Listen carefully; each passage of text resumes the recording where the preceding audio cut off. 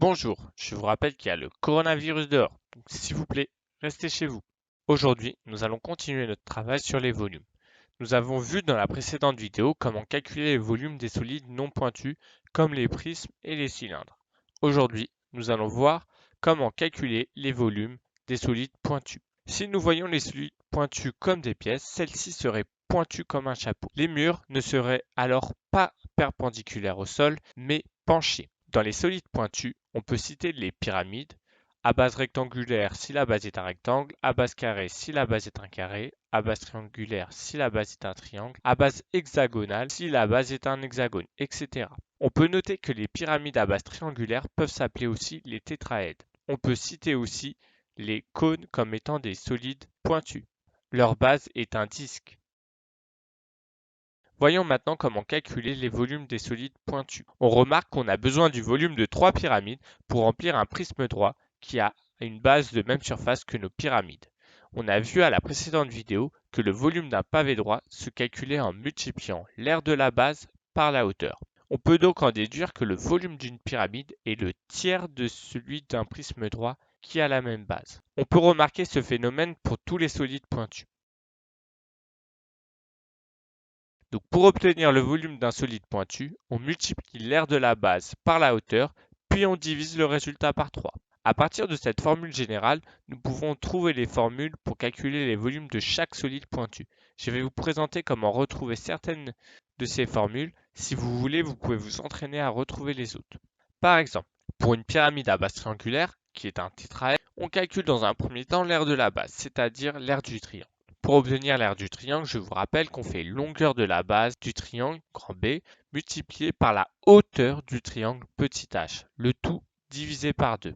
Puis, pour calculer le volume du tétraèdre, on multiplie l'aire de la base fois la hauteur et on le divise par 3. Cela va donc nous donner comme formule base du triangle grand B fois hauteur du triangle petit h divisé par 2 fois hauteur du tétraèdre grand H divisé le tout par 3. Le dernier solide pointu que l'on va voir est le cône. Sa base est un disque. Donc l'aire de la base, c'est pi fois r au carré. Pour calculer le volume du cône, on a alors juste à multiplier l'aire de la base par la hauteur du cône, ce qui nous donne comme volume pi fois r au carré fois hauteur divisé par 3. Donc, maintenant, je vais vous afficher le cours.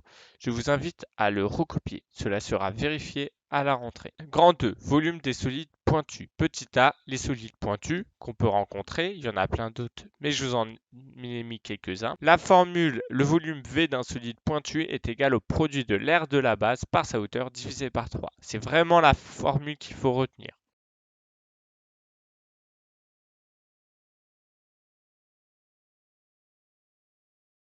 Maintenant, on a vu quelques cas particuliers, c'est le volume d'un tétraèdre et le volume d'un cône. Exemple, je vais vous demander de calculer le volume des solides suivants. Dans le premier cas, on a une pyramide à base carrée et dans le deuxième cas, on a un cône. Donc sa base, c'est un disque.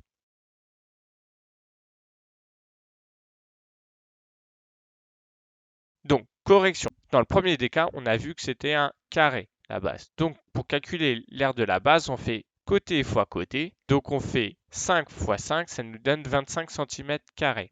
Puis après, cette aire de la base, on la multiplie par la hauteur, donc on la multiplie par 6. Et on n'oublie pas, dernière étape, de diviser le tout par 3, vu qu'on a un solide pointu.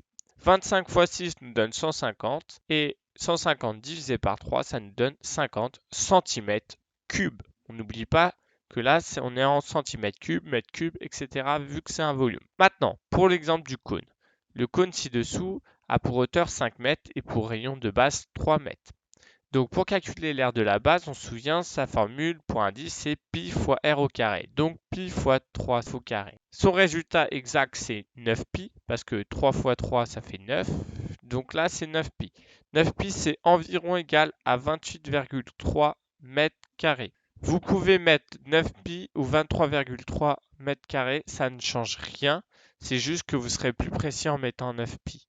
Maintenant, pour le volume, on multiplie l'aire qu'on a trouvé par la hauteur, c'est-à-dire par 5, et on divise le tout par 3.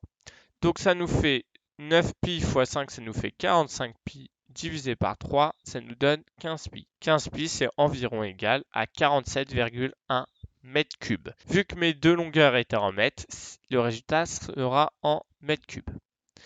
Donc, pour la prochaine fois, je vous demande de me rendre ces exercices-là. Je vous souhaite une bonne journée. Au revoir.